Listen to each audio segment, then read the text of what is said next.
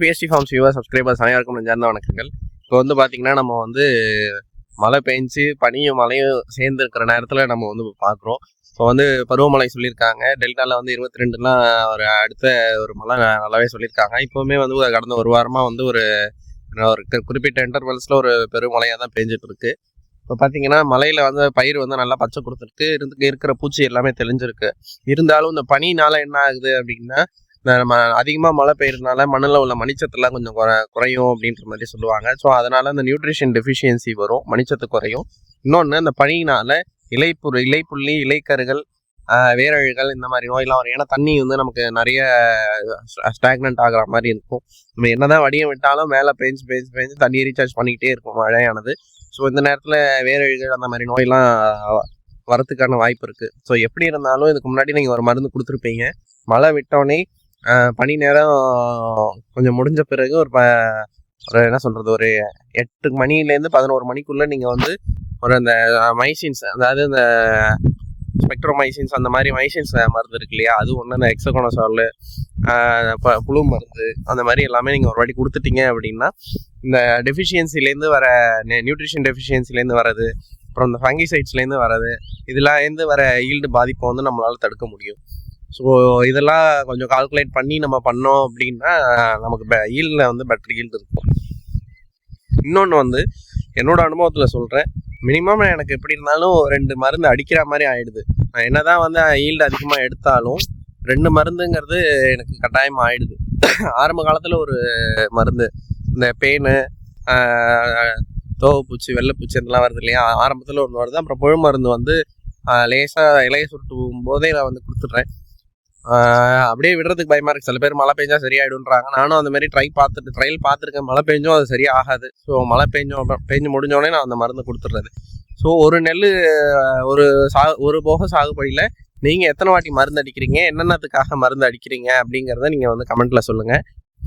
ஒரு சீசனுக்கு மினிமம் நீங்கள் எத்தனை வாட்டி மருந்து அடிப்பீங்கிறது, மருந்து மீன்ஸ் பூச்சிக்கொல்லி, களைக்கொல்லிலாம் சேர்க்கல, பூச்சி கட்டுப்பாடுக்கு எத்தனை வாட்டி நீங்கள் ஸ்ப்ரே பண்ணுறீங்க ஒரு சீசனில் அப்படிங்கிறத நீங்கள் கமெண்ட்டில் சொல்லுங்கள். இன்னொன்று முக்கியமான விஷயம் பார்த்தீங்க அப்படின்னா, என்னோட இதுபடி ஆரம்பத்தில் எப்படி இருந்தாலும் நம்ம வந்து ஒரு இது கொடுத்தா, மிஷின் நடவாக இருந்தாலும் சரி, கை நடவாக இருந்தாலும் சரி, ஒரு இது நம்ம கொடுத்தா தான் டக்குன்னு கிளம்புது, பயிரானது நல்ல வளர்ச்சி கொடுக்குது.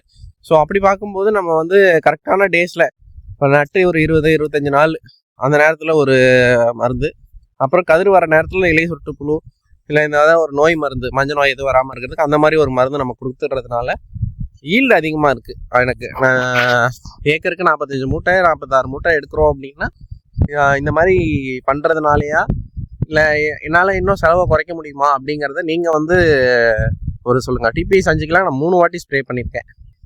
அந்த மஞ்சள் நோய்க்கு ஒரு வாட்டி, அப்புறம் நார்மலாக இலைப்பேனு, தோவப்பூச்சி, அப்புறம் இலை சுருட்டு புழு. ஏன்னா எல்லாமே எனக்கு தனித்தனியாக வருது. இலை சுருட்டு புழு வந்து தோவப்பூச்சி இருந்ததுன்னா வராது, ஏன்னா அதுவே சாப்பிட்டு வச்சுப்போம், இலையை சுருட்டிட்டு இது உள்ளே இருக்க முடியாது. ஸோ இதெல்லாம் நான் பார்த்த என்னுடைய அனுபவங்கள். நீங்கள் என்ன பார்த்துருக்கீங்க, நீங்கள் ஒரு சீசனுக்கு எவ்வளோ மருந்து அடிக்கிறீங்க அப்படிங்கிறத நீங்கள் சொல்லுங்கள். எப்போவுமே மருந்து அடிக்கும் போது என்னோட காம்பினேஷன்ஸ்னு பார்த்தீங்கன்னா, ஆரம்பத்தில் வந்து ஒரு மினிமமாக கொடுப்போம். அது பூச்சியோட தாக்கத்தை பொறுத்து இருக்குது. மோனோகோர்டபாஸ் அந்த மாதிரி இருந்ததுன்னா, மினிமமாக இருந்ததுன்னா மோனோகோர்டபாஸ் அந்த மாதிரி, இல்லாட்டி டைரெக்டாக சைஃபர்மெத்ரின் ப்ளஸ் ப்ரொஃபனோபாஸ் அந்த மாதிரி கொஞ்சம் ஹை டோசேஜ் உள்ள மருந்துக்காக நம்ம போய்ட்றோம். இந்த வாட்டி அப்படி தான் போயிருக்கு. இந்த வாட்டி இருக்குது சைஃபர்மெத்ரின் ப்ளஸ் ப்ரொஃபனோபாஸ் ப்ளஸ் ஒரு ஃபங்கிசைடு, சிஸ்டமேட்டிக் ஃபங்கிசைடு, அப்புறம் ஒரு நியூட்ரிஷன், அப்புறம் சல்ஃபர் இலைப்பெயின்காக, இந்த மாதிரி தான் இப்போதைக்கு கொடுத்துருக்கேன். ஒரு 4 மருந்து கலந்து அடிச்சிருக்கு. இந்நேரம் 2 மருந்து அடிக்கிறதுக்கு இன்னமும் ஒரு நோய் மருந்து ப்ளஸ் ஒரு புழு மருந்து தேவைப்பட்டால் அடிப்பேன், இல்லாட்டி விட்டுருவேன். இப்போ வரைக்கும் எதுவும் இல்லை. பட் ஆனால் இலைப்புள்ளி நுனி செவந்து வருது இல்லையா, அது நியூட்ரிஷன் டெஃபிஷியன்சினால வருது. மேபி அது பொட்டாஷ் போட்டதுக்கப்புறம் அந்த நியூட்ரிஷன் டெஃபிஷியன்சி குறைஞ்சிச்சு அப்படின்னா நான் மருந்து அடிக்க மாட்டேன். இது என்னுடைய அனுபவங்கள். நீங்கள் என்னென்ன மருந்து அடிப்பீங்க, என்ன காம்பினேஷனில் அடிக்கிறீங்க, உங்களுக்கு எது திருப்தியாக இருக்குது அப்படிங்கிறதுல நீங்கள் சொல்லுங்கள். இன்னொன்று, மருந்து அடிக்கும்போது நான் முக்கியமாக வாங்குகிற 4-5 கம்பெனிஸ்ன்னு பார்த்தீங்கன்னா, ஸ்வால் ஒன்று, ஸ்வாலு, மைக்ரோனால், இந்த மாதிரி கொஞ்சம் பிராண்டட் ஐட்டமாக லிங்கா கெமிக்கல்ஸ் மைக்ரோனால் இருக்குல்ல, ஸோ அந்த மாதிரி ஒரு பிராண்டடாக போயிட்டீங்க. டூபாண்டு, கொட்டிவா, டூபாண்டு எல்லாம் ஒரே கம்பெனி தான். ஸோ அந்த மாதிரிலாம் நீங்கள் போனீங்கன்னா உங்களுக்கு வந்து அந்த பூச்சி கட்டுப்பாடோட அளவு வந்து உங்களுக்கு அக்யூரசி நிறைய கிடைக்கும். கம்மியாக ஒரு மருந்து கம்மியாக கிடைக்குது அப்படின்றதுனால நமக்கு வந்து அதை வாங்கி அடிக்கிறதுனால என்ன ஆகுது அப்படின்னா, அந்த பூச்சியை கட்டுப்படுத்துகிற டியூரேஷன் இருக்குல்ல. இப்போ நம்ம ஒரு மருந்து அடிக்கிறோம், பிராண்டட் கம்பெனி மருந்து அடிக்கிறோம் அப்படின்னா அது வந்து 25லேருந்து 30 நாள் நமக்கு வந்து அது பாதுகாத்துட்டு இருக்கோம்.